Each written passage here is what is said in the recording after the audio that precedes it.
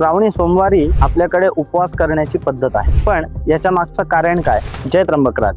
सोमवार हा चंद्राचा वार आहे. सोम म्हणजे चंद्र. भगवान शंकरांनी चंद्र आपल्या स्वतःच्या मस्तकावरती धारण केलेला आहे. भगवान शंकरांचंच एक नाव चंद्रशेखर आपल्याला माहिती आहे. तर या दिवशी सोमवाराचा उपवास केल्यामुळे मनाला शांती लाभते असं आपल्या धर्मग्रंथांमध्ये सांगितलेलं आहे. हे धार्मिक कारण आहे, पण यासोबतच वैज्ञानिक कारण आपण बघूया. उपवास केल्यामुळे आपली बॉडी ही डिटॉक्स होत असते. आपली पचन क्रिया जी असते ही या कालावधीमध्ये मंदावलेली असते आणि ती पचन क्रिया सुधारण्याकरता आपल्याला मदत होत असते. आणि लंघन केल्यामुळे म्हणजेच उपवास केल्यामुळे ऑटोफेजी असा एक प्रकार आपल्या विज्ञानामध्ये सांगितलेला आहे. याच्यामुळे आपल्या शरीरामध्ये ज्या मृत पेशी असतात या निघून जातात आणि नवीन पेशी आपल्या शरीरामध्ये तयार व्हायला सुरुवात होते.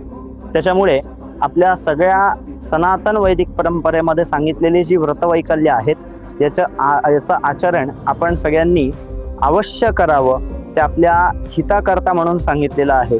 म्हणूनच या श्रावणी सोमवारी आपण केवळ देवाधर्मासाठी न जाता त्या दिवशी श्रावणी सोमवारचा उपवास करणं सुद्धा तितकंच गरजेचं आहे. आज एक उपाय आपण याकरता बघूया. त्रिदलं त्रिगुणाकारं त्रिनेत्रंच त्रियायुधम त्रिजन्म पाप संहारम एकबिल्वम शिवार्पणम.